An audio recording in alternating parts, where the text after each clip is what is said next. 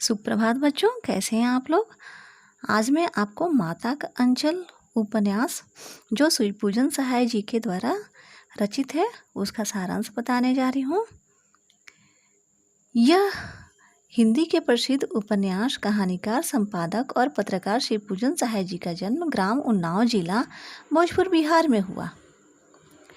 इनको साहित्य और शिक्षा के क्षेत्र में सन 1960 में पद्म भूषण से भी सम्मानित किया गया था। इन्होंने बालक मासिक पत्र का संपादन भी किया। इस उपन्यास माता का अंचल यह 30 के दशक की ग्राम संस्कृति का चित्रण प्रस्तुत करती है। इस पाठ से यह स्पष्ट होता है कि माता पिता का वात्सल्य बच्चे के संपूर्ण विकास के लिए कितना जरूरी है। बच्चे का पिता से अधिक लगाव था, फिर भी विपदा के समय वह पिता के पास न जाकर माता की शरण लेता है। इस पाठ में तत्कालीन समाज के पारिवारिक परिवेश का सहज चित्रण किया गया है। उपन्यास के प्रमुख पात्र तारकेश्वर नाथ ने अपने माता पिता तथा अपने बचपन के साथियों के साथ जुड़ी भावनाओं को चित्रित किया है। तारकेश्वर नाथ जी के पिता उन्हें प्यार से भोलानाथ कहकर पुकारते थे। भोलानाथ के पिताजी सुबह उठकर नहा धोकर पूजा के लिए बैठ जाते। माता से केवल दूध पीने का नाता था, इसलिए पिताजी के साथ ही वे बैठक में सोया करते। पिताजी जब उठते भोला को भी सुबह ही उठा लेते, नहला धुलाकर पूजा पर बिठा देते। भोला के जिद करने पर पिता उसके चौड़े माथे पर एक प्रकार का तिलक त्रिपुंड लगा देते। सिर पर लंबी लंबी जटाएं थी। भोला बन जाते। पिताजी को बाबूजी तथा माता को मैया कहकर पुकारा करते। जब बाबूजी रामायण का पाठ करते तब भोला उनके पास बैठकर आईने में अपना मुंह निहारा करते थे।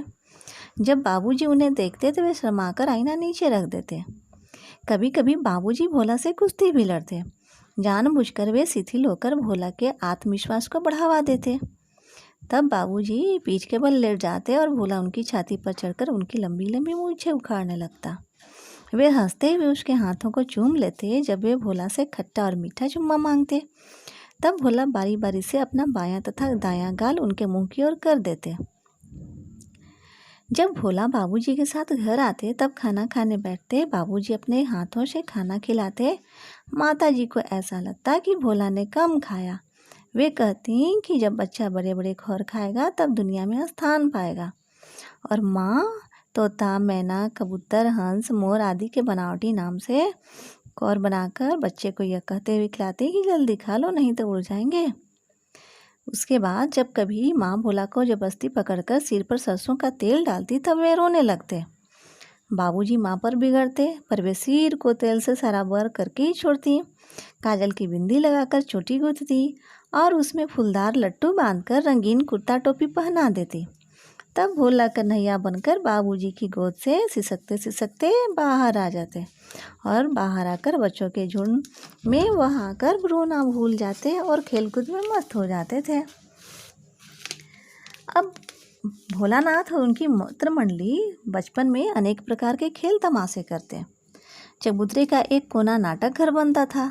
बाबूजी जिस छोटी चौकी पर बैठकर नहाते वही रंगमंच बनता। उसी पर सरकंडे के खंभों पर कागज का छोटा सा मियाना तानकर मिठाइयों की दुकान बनाई जाती। चीलम के खोंचे पर कपड़े के थालों में ठेले के लड्डू, पत्तों की पूरी कचौरियाँ, गीली मिट्टी की जलेबियाँ तथा टूटे फूटे हुए घड़े के टुकड़ों के बतासे आदि मिठाइयाँ सजाई जाती।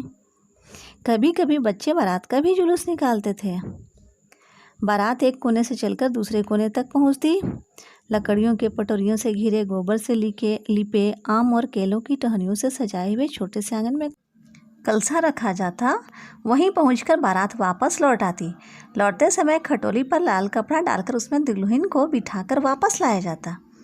और जब बाबूजी जैसे ही लाल कपड़ा उठाकर दुल्हन का मुंह देखने आते सभी बच्चे हंसकर भाग जाते। इसी प्रकार से बच्चे खूब भोलानाथ समेत सारे बच्चे खूब मस्ती करते और शरारत करते। एक बार शरारत करना उनको काफ़ी महंगा पड़ा।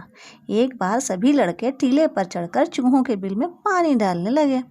नीचे से ऊपर पानी फेंकने के कारण सभी थक गए थे। गणेश जी के चूहे की रक्षा के लिए शिव जी का सांप निकल आया। सभी बच्चे डर कर भागे। किसी के सिर पर चोट लगी तो किसी के दांत टूटे। भोलानाथ का सारा शरीर लहूलुहान हो गया। कांटे लगने से पैर छलनी हो गए। वे रोते चिल्लाते हुए घर में घुसे और सीधे माँ के आंचल में जाकर छिप गए।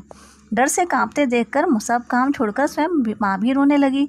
भोलानाथ को डरा हुआ देखकर रोने के कारण पूछने लगी। जल्दी से हल्दी पीसकर घावों पर लगाई, लेकिन भोलानाथ केवल धीमी आवाज में कांपते हुए शां कहते हुए माँ के आंचल में छुप रहे थे। उसी समय बाबूजी दौड़कर आए थे। वे उसे माँ की गोद से अपनी गोद में लेना चाहते थे, पर भोलानाथ ने माँ का आंचल नहीं छोड़ा, क्योंकि उस आंचल में उन्हें प्रेम और शांति मिल रही थी। इस प्रकार इस पाठ से पता चलता है कि बच्चे अपनी माता के आंचल में ही सुरक्षा प्राप्त करते हैं। धन्यवाद बच्चों।